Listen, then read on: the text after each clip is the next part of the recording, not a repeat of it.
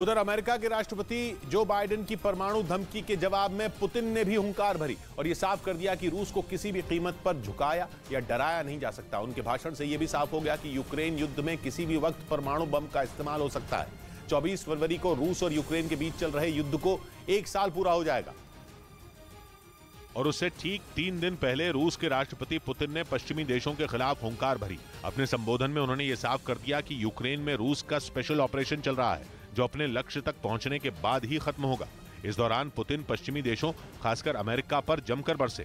उन्होंने आरोप लगाया कि अमेरिका और नेटो की वजह से ही पिछले 1 साल से यूक्रेन में जंग छिड़ी हुई है। उन्होंने दावा किया कि रूस ने शुरुआत में जंग टालने की तमाम कोशिशें की थी, लेकिन अमेरिका ने इसे कामयाब नहीं होने दिया क्योंकि अमेरिका ये नहीं चाहता कि रूस उससे आगे निकल जाए।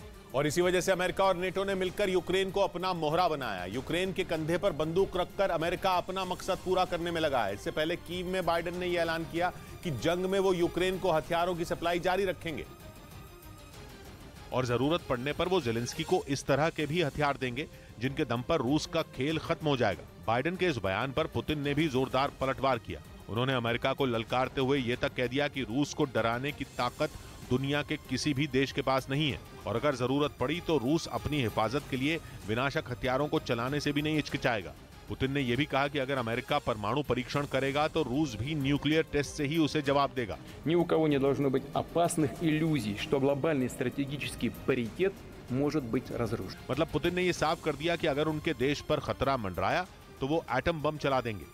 और करीब 1 घंटे के अपने भाषण में पुतिन ने आरोप लगाया कि अमेरिका की वजह से ही रूस को यूक्रेन पर हमला करना पड़ा। उन्होंने यह भी कहा कि रूस को घेरने के लिए अमेरिका ने यूक्रेन को अपने जाल में फंसाया, जिसके बाद यूक्रेन नेटो में शामिल होने की जिद पर अड़ गया, जो रूस के लिए खतरे की घंटी थी क्योंकि यूक्रेन के नेटो में शामिल होने के बाद अमेरिकी सेना उसके दरवाजे पर खड़ी हो जाती। पुतिन का दावा है कि इसी वजह से उन्हें यूक्रेन पर अटैक करना पड़ा। यही नहीं, पुतिन ने अपने भाषण के आखिरी मिनटों में परमाणु हथियारों को लेकर अमेरिका के साथ की गई स्टार्ट यानी स्ट्रेटेजिक आर्म्स रिडक्शन ट्रीटी को तोड़ने का ऐलान कर दिया।